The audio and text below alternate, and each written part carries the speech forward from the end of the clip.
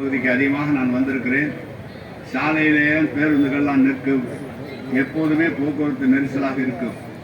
இந்த பேருந்து நிலையம் கட்டுவதற்கு 6-7 ஆண்டு காலம் கிட்டத்தட்ட முடிந்து நீதிமன்றத்தில் வழக்கு இருந்த காரணத்தால் நீதிமன்ற வழக்கு அதை முடித்து நீதிமன்றடைய உத்தரவுக்கு பிறகுதான் இது கட்ட ஆரம்பிக்கப்பட்டது.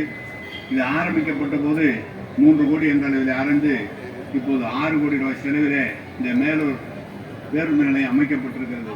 நெண்டிக்குவின் பேரிலே ஒரு பேருந்து நிலையம் அருமையாக அமைக்கப்பட்டுள்ளது மக்கள் பயன்பாட்டிற்காக. அதே போல அறிவுசார் மையம் ஒன்று திறந்து வைக்கப்பட்டிருக்கிறது. கிராமத்தில் இருக்கிற மாணவர்கள் நேரடியாக நூலகங்கள் சென்று பயிர்வது போல நகராட்சியின் சார்பாக மாநகராட்சி, நகராட்சி, பேரூராட்சிகளிலே 100 இடங்களிலே அறிவுசார் மையங்கள் தொடங்கப்பட்டு இன்றைக்கு எல்லாம் பயன்பாட்டுக்கு வந்திருக்கிறது. அந்த அறிவுசார் மையங்களிலே நிறைய நூல்கள் இருக்கிறது. கிடைக்கக்கூடாத, அதாவது வெளியில் கிடைக்காத நூல்கள் எல்லாம் அங்கே இருக்கிறது. அதோடு மட்டுமல்ல, அண்ணா பல்கலைக்கழக பேராசிரியர் பெருமக்கள் ஜூம் காலில் நேரடியாக மாணவர்களோடு உரையாற்றி பாடம் எடுக்கிற வசதி எல்லாம் அதில் இருக்கிறது. எனவே மேலூரில் இருக்கிற நகரத்தில் இருக்கின்ற மாணவ பெருமக்கள் அதை நன்றாக பயன்படுத்திக் கொள்ள வேண்டும். கம்ப்யூட்டர் அளவிலே, ஐடி அளவிலே எல்லா வசதியும் கொண்ட அறிவுசார் மையமாக மாண்பு முதலமைச்சர் அவர்கள் தமிழ்நாட்டிலே 100 இடங்களில் அமைத்திருக்கிறார். அது மேலூரில் நகராட்சியில் அமைக்கப்பட்டிருக்கிறது. அது 2 கோடி ரூபாய் செலவில் அமைக்கப்பட்டிருக்கிறது. மொத்தம் 9 கோடி ரூபாய் செலவில் இன்றைக்கு நகராட்சி சார்பாக திட்டப்பணிகள் தொடங்கப்பட்டிருக்கிறது. இந்த மேலூர் நகராட்சிக்கு மட்டும் தளபதி அவர்கள் பொறுப்பேற்று இந்த 3 ஆண்டு காலத்தில் எவ்வளவு பணிகள் நடைபெற்றிருக்கிறது என்று சொன்னால், இந்த நகராட்சிக்கு மட்டும் 54 கோடியே 56 லட்சம் ரூபாய் நம்முடைய முதலமைச்சர் வழங்கியிருக்கிறார்கள்.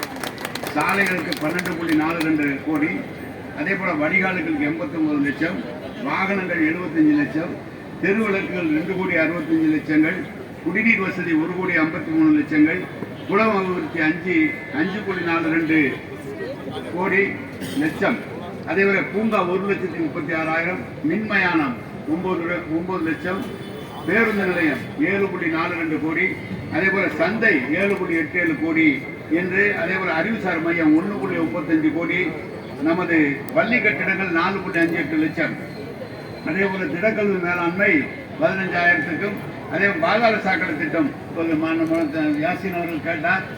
பாதாள சாக்கடை திட்டம் எங்களுக்கு உடனடியாக அமைத்து தர வேண்டும் என்று கோரிக்கையும் வைத்தார். எப்படி என்றால், அது நம்முடைய தலைநகரிலே தான் இந்த பாதாள சாக்கடை திட்டம் தொடங்கப்படும். இப்போது நகராட்சிகள் தான் பெரிய அளவிலே மக்கள் இருக்கிற காரணத்தால் அதிலும் கொண்டு வர வேண்டும் என்று சொல்லியிருக்கிறார்.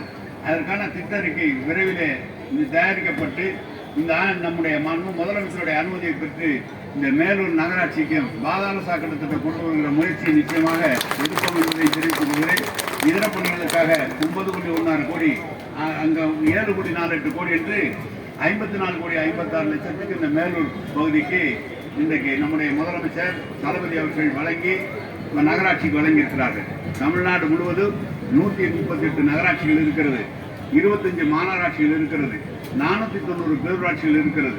ஒரு ஆண்டுக்கு சராசரியாக சென்னை மாநகராட்சிகளுக்கு தனி நிதி என்றாலும் மற்ற மாநகராட்சிகளுக்கு 4,000 கோடியும், இருக்கிற நகராட்சிகளுக்கு 5,000 கோடியும், பேரூராட்சிக்கு 3,000 கோடி என்ற அளவிலே ஒவ்வொரு ஆண்டும் வழங்கி அடிப்படை தேவைகளை நிறைவேற்றி கொண்டிருக்கிறோம். சாலைகள் இப்போது கூட நீங்கள் பார்த்தால் சாலைகள் வேண்டும் என்று சொல்லியிருக்கிறார்கள். நேற்று நம்முடைய மாண்பு முதலமைச்சர் அவர்கள் சட்டமன்றத்திலே பதில் சொன்னார். மேலூர் பகுதி மக்களுக்கு நம்முடைய மூர்த்தி அவர்கள் அவங்க சட்டமன்றத்திலே மாண்பு முதல்வர் சொன்னதை சொன்னார். எவ்வளவோ காலம் அவர்களோடு நாங்கள் பழகி இருக்கிறோம். இந்த மேலூரில் நேற்று சொல்லும் போது, அப்படி என்னை மீறி இங்க டங்ஷன் அந்த சுரங்கம் வருமானால் நான் பதவியில் இருக்க மாட்டேன் என்று சொல்கிறார்.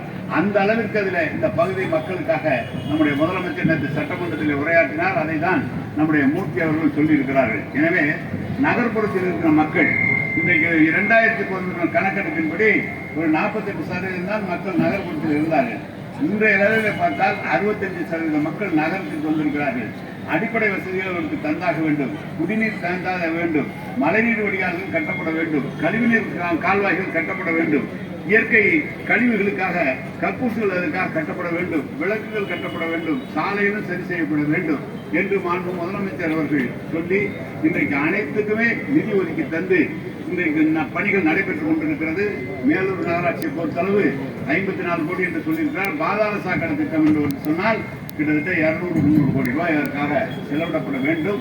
எனவேதான் அதையும் திட்ட அறிக்கை தயாரிக்கப்பட்டு முதலமைச்சருடைய பேசுவோம் என்பதையும் இந்த நேரத்தில் சொல்லி இங்க இருக்கிற மக்கள் இதை நல்ல முறையில் பயன்படுத்திக் கொள்ள வேண்டும். இந்த பேருந்து நிலையம் உங்களுக்கானது, உங்களுக்காக உபயோகத்துக்காக இருக்கிறது, நல்ல முறையிலே பயன்படுத்திக் கொள்ள வேண்டும் என்று கேட்டு இந்த பகுதி மக்களுக்கு காலையிலே இவ்வளவு திரளாக வருகிறது இந்த நிகழ்ச்சியிலே கலந்து கொண்டதற்காக என்னுடைய நன்றியும் வணக்கத்தையும் தெரிவித்து இந்த பேருந்தை துவங்கி வைத்து விடைபெறுகிறோம். நன்றி, வணக்கம்.